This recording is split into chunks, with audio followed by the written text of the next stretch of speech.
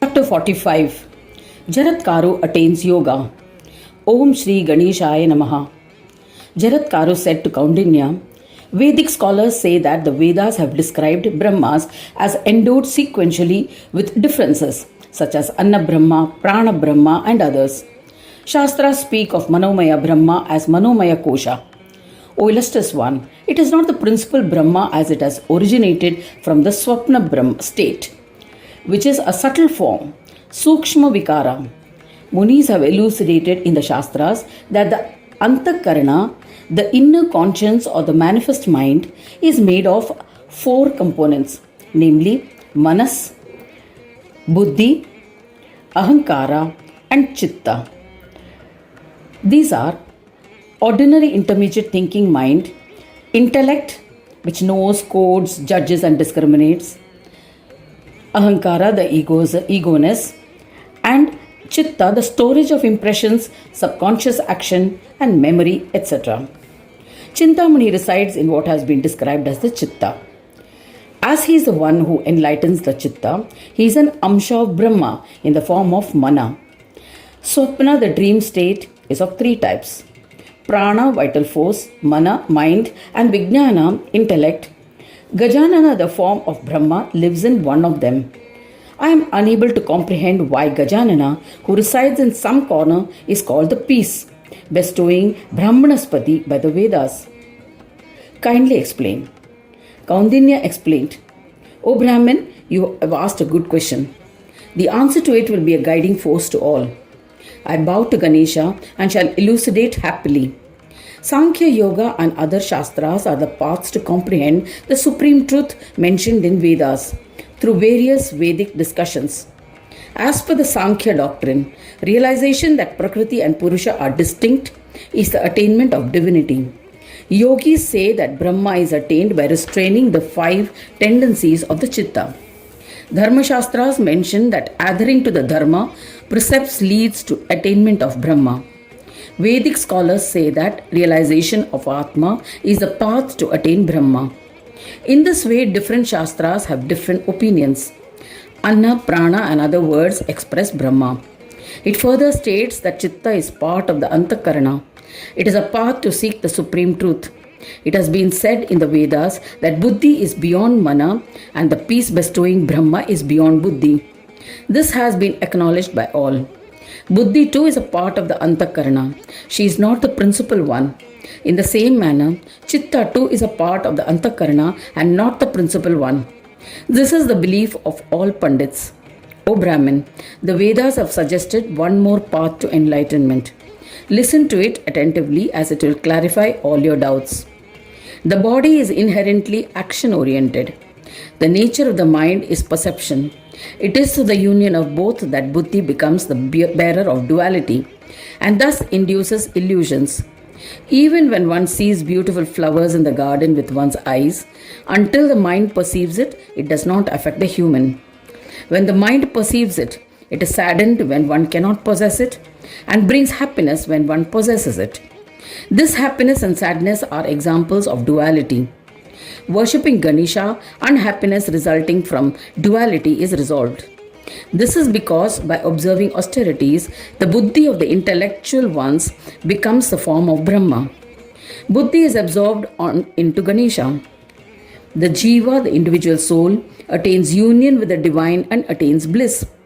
How can a delusion caused by Deha exist if I am the form of Ganesha?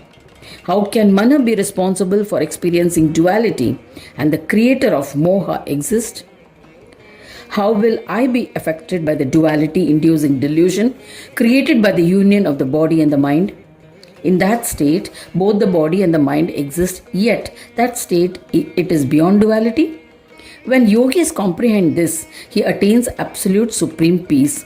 They merge into Ganesha and become Gananatha. Remember that Chitta is Buddhi. Upon realizing that Chintamani resides within the Chitta, one attains divinity. O eminent Brahmin, note one more aspect. The existence of duality is experienced by the mind. Pride in various possessions and enchantments are caused by this duality. Therefore, intellectuals consider that ahankara emanates from the mind. The Vedas state that buddhi is beyond the mind. Buddhi represents knowledge. It easily assumes two forms. By being established in the body, she assumes the form of action and she also assumes the form of the mind in the body and imparts consciousness. O Jaratkaru, food is necessary for sustenance. This knowledge is inherent in the body. This knowledge exists since birth in the buddhi. Growth and decay, etc., are distinct from the inherent jnana. The ability to recognize things is caused by buddhi existing in the body.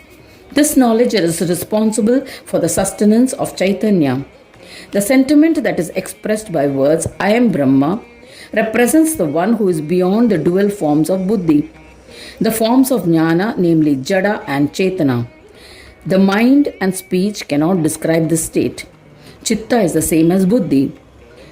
I will elucidate so that you can comprehend her form and will be rid of all your doubts. Chitta emanates light.